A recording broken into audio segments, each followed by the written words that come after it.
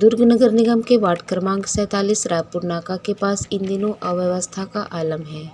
इस तालाब को नगर निगम दुर्ग के द्वारा दुर्ग मछुआ संघ को लीज पर दिया गया है, परंतु कुछ असामाजिक तत्वों के द्वारा लगातार संघ के पदाधिकारियों को विभिन्न प्रकार से धमकियां मिल रही हैं, जिसकी शिकायत संघ के पदाधिकारी द्वारा कुछ दिनों पूर्व कलेक्टर से की। संघ के द्वारा संचालित किए जा रहे इस तालाब में असामाजिक तत्वों का हर वक्त डेरा रहता है, जिसकी शिकायत समिति के अध्यक्ष जगमोहन ढीमर के द्वारा कलेक्टर एवं एसपी से की गई।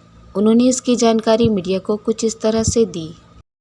ये दुर्ग मत्स्य उद्योग सहकारी समिति पंजीयन क्रमांक 1559 का मैं अध्यक्ष हूँ, जगमोहन ढीमर।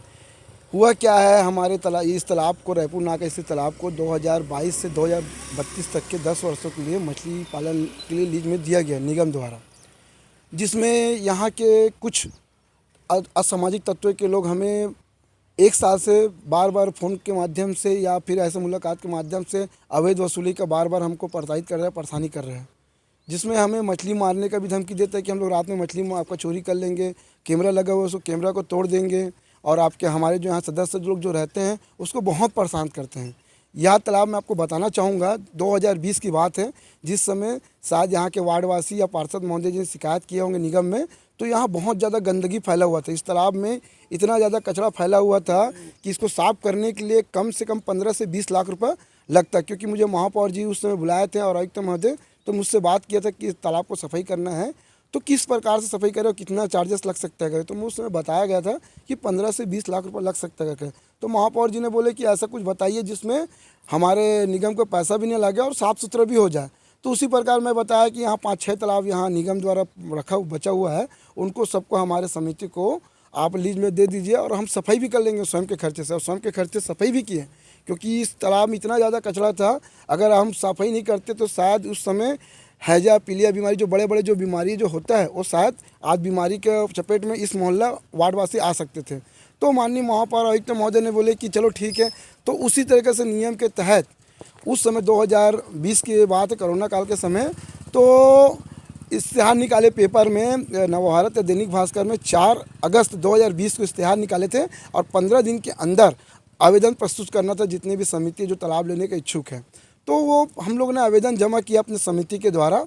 जब आवेदन जमा कर किए, उसके बाद में नियम के तहत उस आवेदन को सही मायने में किस समिति को देना चाहिए, किस समिति को मिलना चाहिए, उसके लिए निगम द्वारा मछली विभाग में उसको कागज़ को पेश किए। जो पेश करने के बाद में 15 दिन 1 महीने के बाद में वो कागज़ वापस आया। वापस आने के बाद में उसमें लिखा गया था कि दुर्ग मत्स्य उद्योग सहकारी समिति को मान्यता प्राप्त होता है, तो आप उस तालाब को उन्हीं को दिया जाए, ऐसा करके। फिर उसके बाद में यहाँ एमआईसी बैठक हुआ, एमआईसी में प्रस्ताव पारित हुआ कि समिति को तालाब दिया जाए और कलेक्टर का अनुमोदित करके इस तालाब को हमको 2022 में 1 जनवरी को हमको सोपरतनामा किया गया। मगर उस समय ऐसा था कि ठंडी का समय था। हमारे यहाँ जो समिति के जो सदस्य है उसमें बुजुर्ग औरत भी है, बुजुर्ग व्यक्ति भी है और कुछ युवा भी है। तो बोले अभी ठंडी का समय है और कोरोना काल से ही निकले हुए थे, तो डर के मारे उतने जल्दी साफ़ नहीं कर पाए। तो हमारे समिति के जो लोग हैं वो शायद मार्च अप्रैल के समय जब स्टार्ट किए ना सफाई करने के लिए महोदय जी, तो सैकड़ों के संख्या सदस्य आए थे।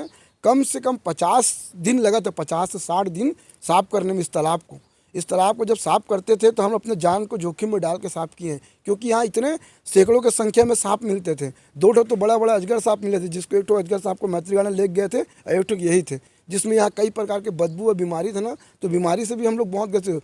उस समय यहाँ के असामाजिक तत्वों के लोग हमें कोई परेशान नहीं किए, जबकि यहाँ के वार्डवासी लोग, यहाँ के पार्षद लोग हम लोग को सराहना किए कि आप लोग बहुत बढ़िया काम कर रहे हो। उसके बाद जब हम लोग मछली डालने के 6 महीने के बाद में जब मछली निकालने के समय थे, तो उसी समय हमारे साथ में पैसा वसूली करने का और यहाँ पर धमकी चमकी देने का, यहाँ तक कि हम लोग जिस दिन मछली मारने के लिए आए थे उस दिन कई असामाजिक तत्वों के लोग कई लोगों को नशा पत्ती करवा के लेके आ गए थे। यहाँ पर भीड़ बढ़ा के मारपीट लड़ी झगड़ करने के बाद भी कर दिए थे।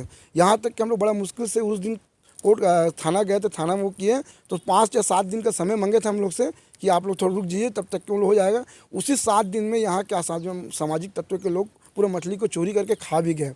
हमारे 1 साल ऐसे ही बर्बाद हो गए। उसके बाद में 1 साल तक के रेगुलर किसी न किसी माध्यम से कोई न कोई नंबर से हमको फ़ोन करके धमकी चमकी दिया जाता है कि या तो हमको पैसा दो, या तो मछली दो, या तो हम आपको मछली मारने दें। क्योंकि एक बार मैं झोपड़ी भी बना हुआ था, उस झोपड़ी को भी जला दिए थे, उसका भी मैं शिकायत नागपुर थाने में किया गया था। क्या कार्रवाई चाहते हो? अभी कार्रवाई ये चाहता हूँ कि हमारा जीविका का साधन यही है, मछली पालन करना, मछली बेचना, और कुछ दूसरा काम नहीं, क्योंकि हमारे समाज के लोग नौकरी वोकरी पेशा में तो नहीं है।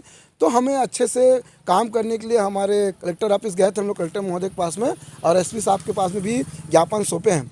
तो मैं ये चाहता हूँ कि यहाँ पेट्रोलिंग करें और असामाजिक तत्वों के लोग जो हैं उनको पता चलना चाहिए कि क्या कैसा हो रहा है, और उनके ऊपर जिस दिन वो हो तो सख्त से सख्त कार्रवाई किया जाए, ताकि कोई भी हमारे कृषक के ऊपर ऐसा कोई दबाव ना कर सके। क्योंकि मैं का पद में अपने एल्डरमैन भी हूँ और मछुआ समाज अध्यक्ष भी, उसके बाद भी मेरे ऊपर इतना दबाव होता है, तो हमारे एक नॉर्मल किसान कृषक के ऊपर कितना बड़ा दबाव होता होगा, किस तरीके से हम अपना जीवन यापन करें।